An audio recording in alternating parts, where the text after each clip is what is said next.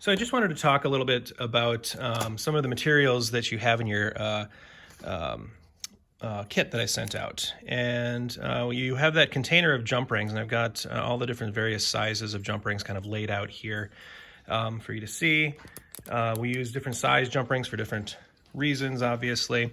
You also have the French wires for earrings. And for this upcoming project, I just thought I'd show a couple of samples.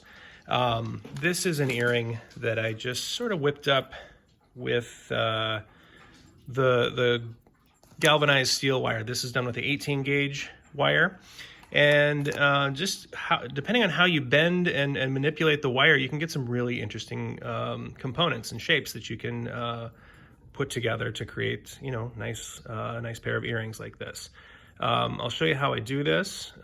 It does take a little bit of practice to get good at making nice, concise wraps. This is not necessarily the easiest thing to do, so perhaps you'll find a different way of hooking things together. But I just cut a piece of wire off of the spool.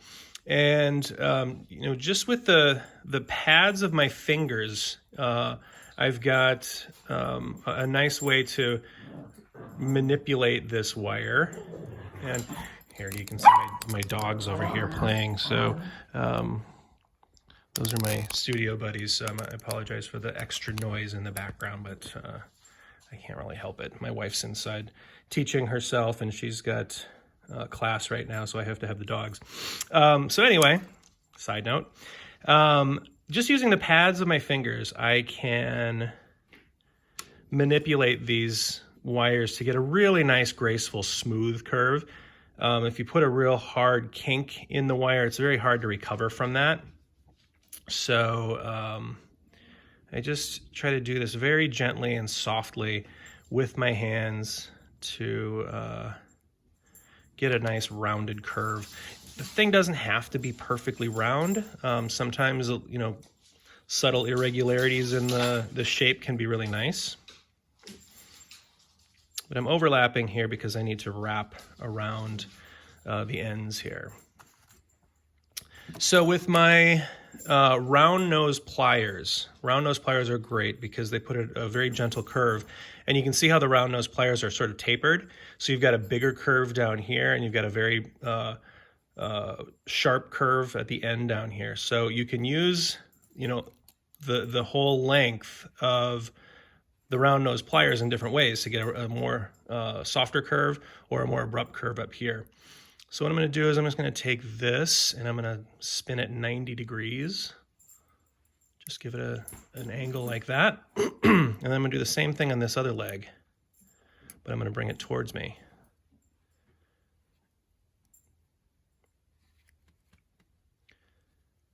So you end up with something like this, okay? Then what I'm going to do, I'm going to take my flat nose or the needle nose pliers, and I'm going to come in underneath here. I'm going to grab, well, maybe I'll pull it right here.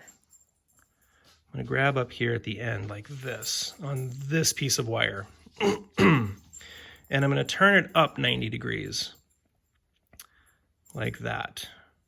And that will give me this sort of curve up, and it starts my curve to come around this piece of wire. So let me see if I can just show you. I'm going to push this down, and I'm just going to start wrapping it around this wire, okay? So right now I've got one full turn. I'm going to work on this one now. I don't want to go too crazy with this one because this leg down here starts to kind of wrap around and twist around this wire too. So I'm going to do the same thing over here. I'm going to pull this leg up just a little bit, and I can flex the wire to get it out of the way. This other leg that I already started, I'm going to grab here and bend it up just a little bit. So I get that curve going this way, kind of goes up, and then it goes over.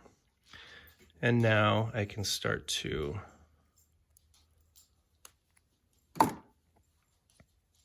wrap this. And I'm just pushing it around nice and snug and tight. And I can continue with this one as well. So this isn't the only way to wrap these things around and connect the ends, but it does provide this sort of nice little wrapped detail that you see down here. And it's a design element that I sort of enjoy.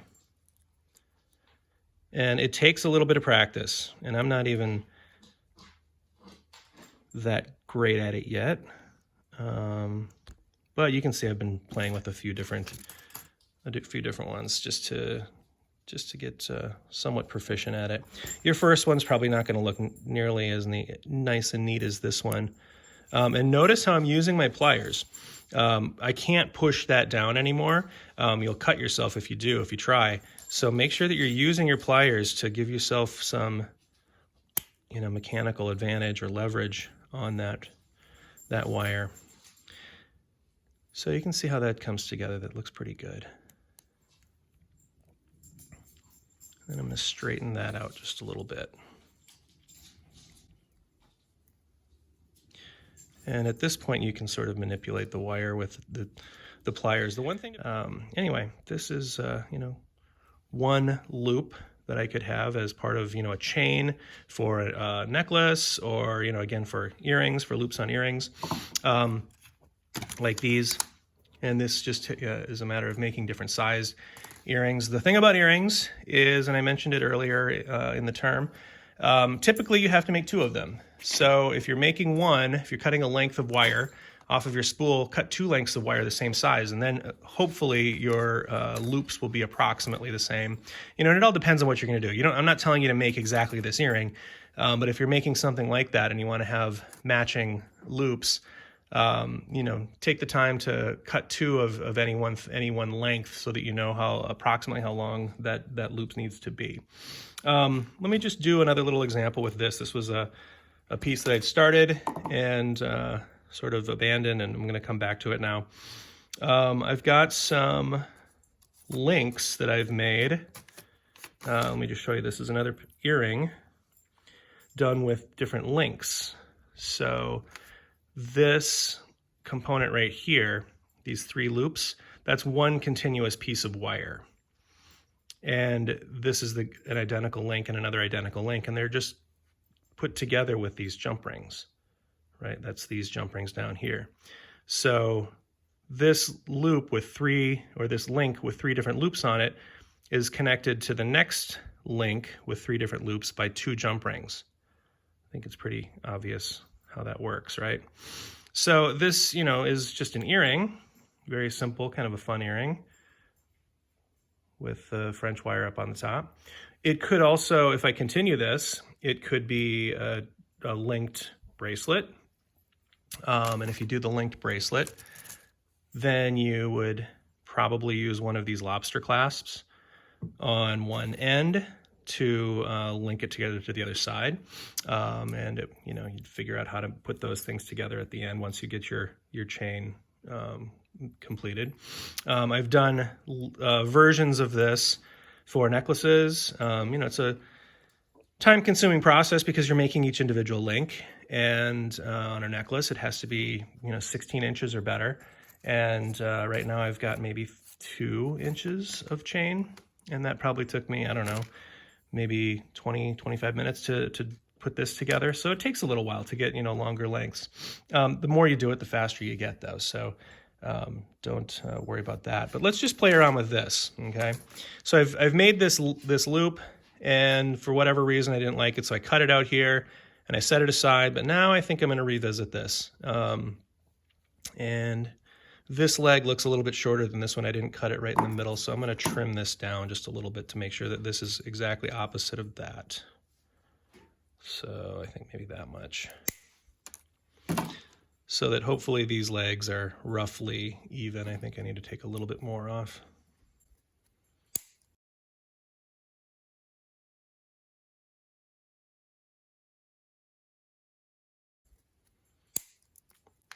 Let me get rid of some of this stuff to declutter the background. All right, that looks pretty good. I am going to take my pliers and right up here on the end. Now again, depending on where I grab onto the wire, if I grab on up here and I bend it around, I'm going to get a very small loop because this end of the pliers is really a small diameter. Way down here, it's a lot bigger diameter, so I'd have a much bigger loop if I grab way down here and bend it around. So you have to determine how big you want that loop to be. I'm going to go somewhere right in the middle. And I'm going to grab right up there at the end. I don't know if you can see, I'm not even showing any material out of the pliers. I'm just grabbing right at the very end. And I'm going to just roll it around.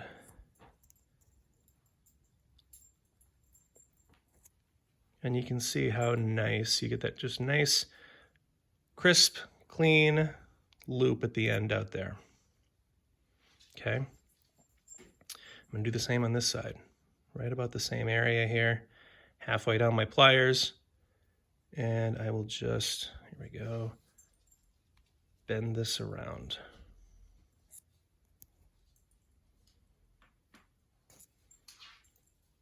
And there, now we've got two nice crisp loops. Now again, I'm just going to use the pads of my fingers to bring these ends together.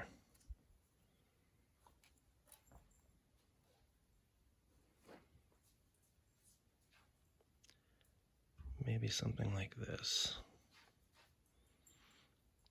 Okay. And now I've got, additional loops here that I've made, and maybe I'm going to link these together. Maybe we'll link them together this way using jump rings. So I could bring two jump rings, one from each of these ends, and bring them both through this loop here. And then this could potentially be, another type of an earring, just with, using these different loops and linking mechanisms. It's kind of fun to play with. So let me just try to put this together.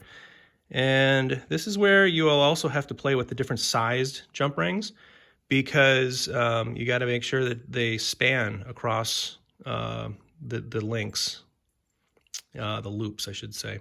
So links and loops, there's going to be a lot of, probably need a lot of clarification on what's what, but hopefully you're understanding what I'm trying to say, because it's fairly early in the morning.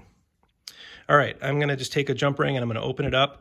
I mentioned in the past, you can also use these, or this ring that comes with the kit to pry the jump rings apart. And you can see they come apart. The best way to pry them open is to pry them this way, and don't open them up this way. Make sure that you pry them open like that, so then you can close them back up again.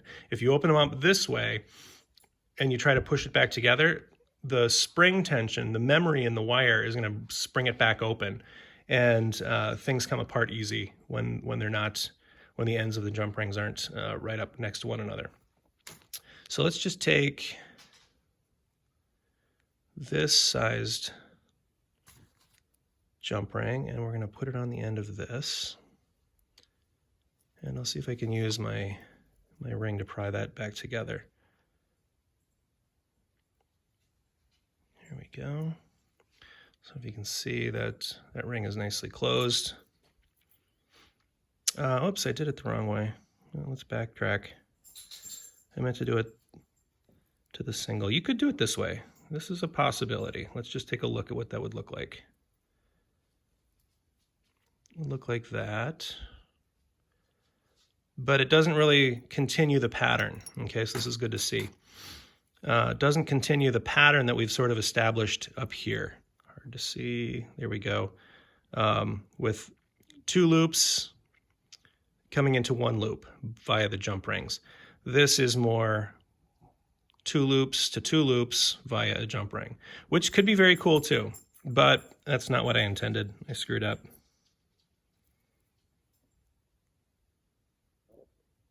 So I'm going to open that back up again,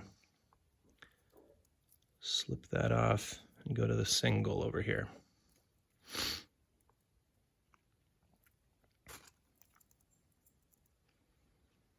Okay, let me see if I can zoom in on prying this closed. Here we go. All right, let me get another jump ring. Obviously, we want to make sure they're the same size. Those look right.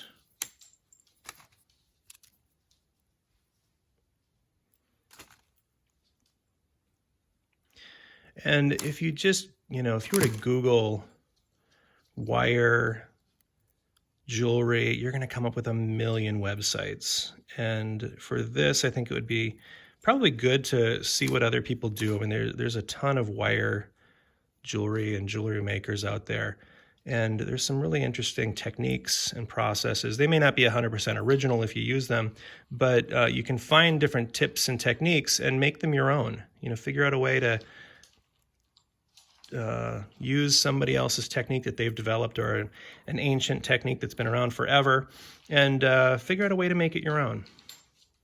So here's a, I don't know if this is the start of another earring, or maybe it's a pendant, or who knows what, but just playing around with wire and figuring out ways to use the jump rings to make interesting combinations of things.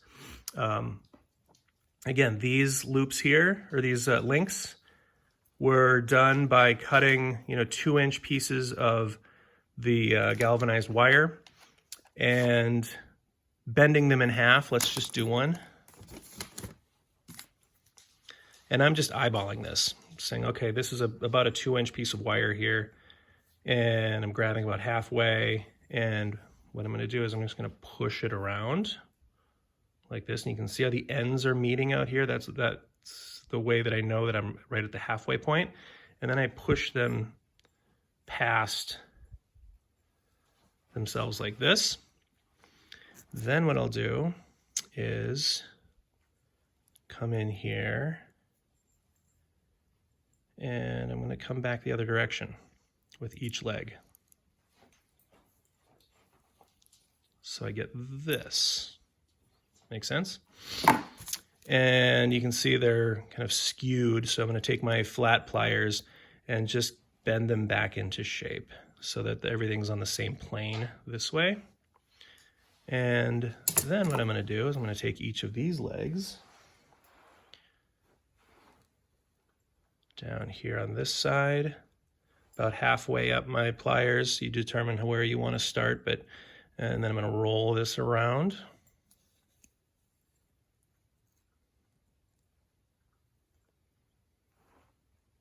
Like that.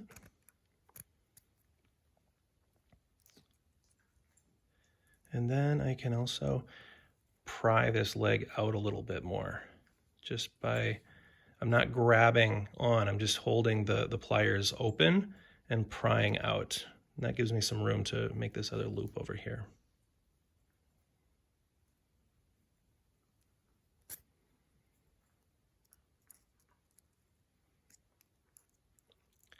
And now I can pry this one out too.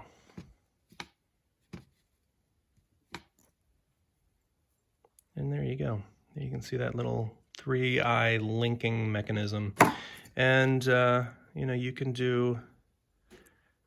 you could almost do this with a much longer piece. Let's see, where you would have an eye. Let's see if I can draw it. Let me find a pencil.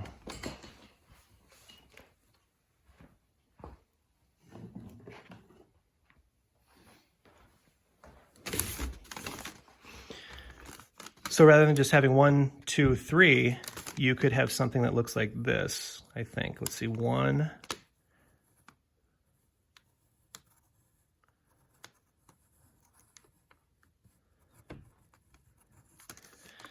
something like that. It's horrible drawing, but you get the idea, where you'd have 1, 2, 3, 1, 2, and then you'd have another link up here.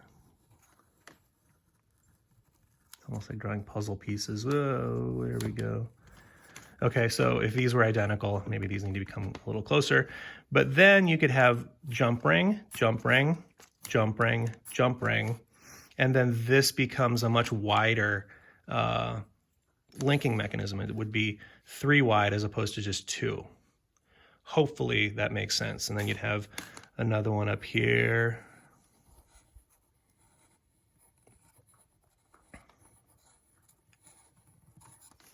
and then jump ring, jump ring. So this could be a pattern that, you know, goes all the way around. Maybe a bracelet would be a really nice way to construct a bracelet.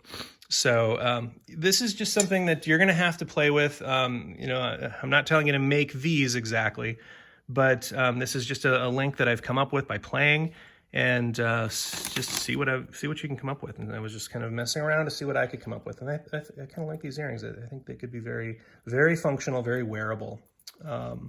So there you go. Just some ways to use some of these other materials. So explore and play. Have fun.